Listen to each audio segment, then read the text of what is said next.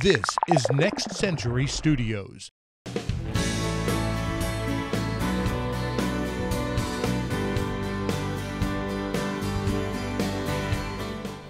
Janel. Stoney.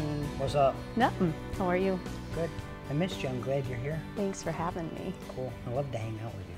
I like hanging out with you. I told your husband that on the phone last night. What'd he say? He's a little jealous, but he'll get over it. Yeah. Cool. I'm going to introduce you to my friend, Janel Norton. She's a combat photographer.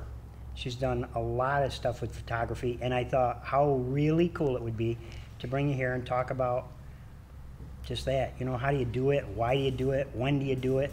And what the heck got you into it? I know it's a struggle. I used to love photography, and I guess I could never get the knack. I had the eye, but no mobility. So thank you for coming and hanging out. Thank you for having me. I appreciate it. You make me look good, and that's kind of cool. What, you know, do you have right now? I know you're going through the school thing. Right now I'm full-time grad student at USF for Strategic Communications Management, so I'm kind of in a career change.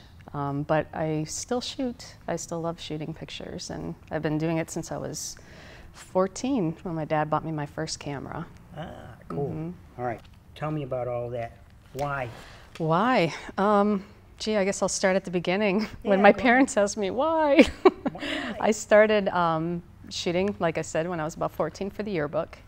And I gravitated, like most people do, toward the medium. Photography is a really cool thing when you can go out and take pictures of an event and bring them back and show people and get reactions and bring something to people that wouldn't normally have seen that. I think my first experience with that was in Mardi Gras in New Orleans when I went to visit my dad. And I'd left my little town of Sheboygan, Wisconsin, and I'd never seen anything like that before. And I ran around and shot pictures of all this stuff and brought it back and showed my family and friends in Wisconsin. They were just like, wow, that happens there, you know? And it was like that for the rest of my life. I always wanted to bring back things and say, look at what happens here, you know? I know I've been in a lot of different venues where photographers are important. And I met you at a martial arts event. We have a gathering every year.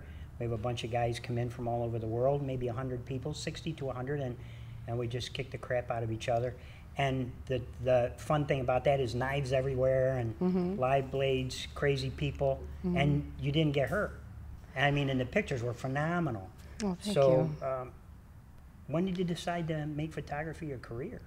That was in high school, I knew, and I just always was drawn to... Never wavered from that? No. I had, well, my parents sat me down when I was about 18, and they told them I wanted to go to school for it, and they said, it's a really nice hobby, but we need to figure out what your career is going to be, really. And I said, that is my career. So I always stress that to people, if you really, truly believe that you can do something and you want to do it bad enough, you can do it, no matter who tells you you can't. You know, you just have to convince them that you're right and don't waver.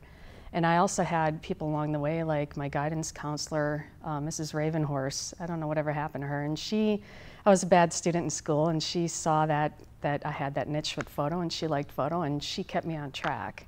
I don't think I would have even graduated if she wouldn't have kept me on that and got me in the yearbook, and, you know. You know what's interesting? We have so many people in our lives that do that.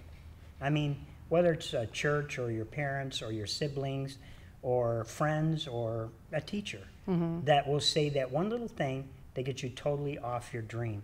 I'm in the middle of writing a book now called Dream Stealers, and you're going to help me do the photography for that. Okay. And staying focused and on your goal. You had to be brave.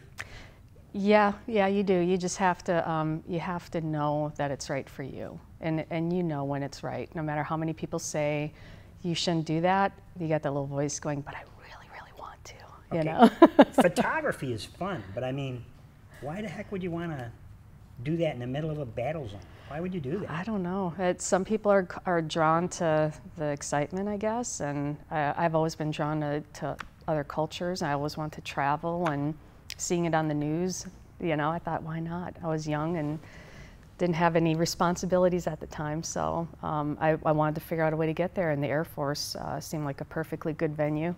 So I joined and I got into an elite unit called Combat Camera, and they pretty much just set me loose to run around and document wherever there was things happening. Do you get to carry an M16? And, usually a 9mm, because it's hard to shoot with all that big stuff on. Put it in my flight suit pocket down. I hear you. Yeah. It's all good. Yeah.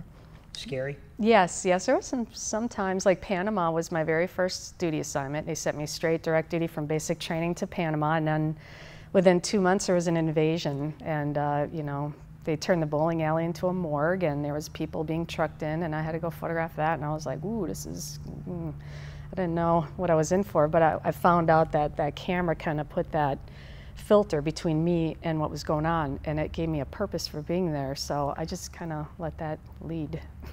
I will tell you, you know, as many things as I've had photographed, as many times as I've been around people, very rarely do you find somebody that captures the image. I mean, there are a lot of pictures out there, and I take millions of pictures, but the image, I think the difference between you and most people that take pictures is you've got this knack. It's called the moment, the decisive moment. If you read Cartier-Bresson, talks about that. That's the peak. You didn't say something bad to me just now, did you? No, that was okay, French. Go ahead. Cartier-Bresson. Okay.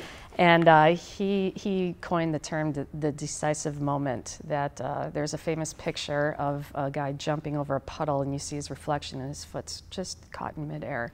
And that's what he used for his iconic image. And that's the thing. I had a teacher tell me, you watch like the world is a stage and everybody's a player. And when it starts to crescendo, you can almost tell. And that's when you really start, you know, focusing in on the action, and you just keep on that and don't let anything else get in the way. Just focus on those characters that really are playing the main part, and keep shooting it, and you'll get it.